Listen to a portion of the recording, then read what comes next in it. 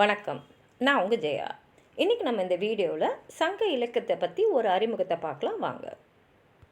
சங்க காலத்தில் வாழ்ந்த புலவர்களால் பாடப்பட்ட பாடல்கள் தான் பின்னால் தனித்தனியாக நூல்களாக தொகுக்கப்பட்டு 8 தொகை 10 பாட்டுன்னு 18 நூல்களாக 17 மேல் கணக்கு நூல்கள்னு குறிக்கப்படுறன. இந்த சங்க இலக்கியம்ன்ற பேர் ஏன் வந்ததுன்னு பார்த்தா, நமக்கு கிமு 6லேருந்து கிபி 2ஆம் நூற்றாண்டு வரைக்கும் அதை சங்க காலம்னு சொல்கிறோம்.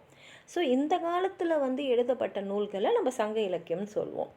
இன்னொரு காரணமும் சொல்லப்படுது. கிபி 5ஆம் நூற்றாண்டில் வச்சிரநந்தின்ற ஒருத்தர் வாழ்ந்திருந்தார்.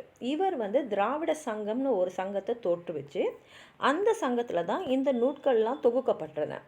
அதனால் கூட இது சங்கம் அப்படின்றனால திராவிட சங்கம் அந்த சங்கத்தில் தொகுக்கப்பட்ட நூல்கள் அப்படின்றதுனால கூட இது சங்க இலக்கியம்னு சொல்லியிருக்கலாம் அப்படின்னும் சொல்வார்கள். இது வகைப்படுத்தி பார்த்தோன்னா இப்போ சங்க இலக்கியத்தை 2ஆக பகுத்திருக்காங்க, தொகை பாட்டுன்னு. இப்போ பல புலவர்கள் நிறைய பேர் சேர்ந்து ஒரு பாடல்களோட தொகுப்பை அவங்க பாடி இருந்தால் அதை தொகைன்னு சொல்லுவாங்க. அதில் மொத்தம் 8 தொகை நூல்கள் இருந்ததுனால இந்த நூல்களை 8 தொகை அப்படின்னு சொல்லுவாங்க.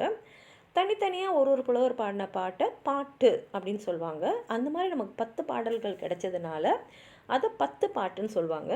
இப்போ 8ம் 10ம் சேர்ந்து 18, அதனால் இதை 18 மேற்கணக்கு நூல்கள்னு சொல்லுவாங்க. இது ஒரு அறிமுகம் தான். பின்னாடி வர வீடியோஸில் நம்ம ஒன்றொன்றத்தை பற்றி இன்னும் தெளிவாக பார்க்கலாம். இதில் உங்களுக்கு ஏதாவது சொல்லணும்னு நினச்சிங்கன்னா கீழே இருக்கிற கமெண்ட் பாக்ஸில் எழுதுங்க. இந்த வீடியோவை லைக் பண்ணுங்கள், உங்கள் ஃப்ரெண்ட்ஸோடு ஷேர் பண்ணுங்கள். சப்ஸ்கிரைப் பண்ணாதவங்களாம் ப்ளீஸ் சப்ஸ்கிரைப் பண்ணி சப்போர்ட் பண்ணுங்கள். நன்றி.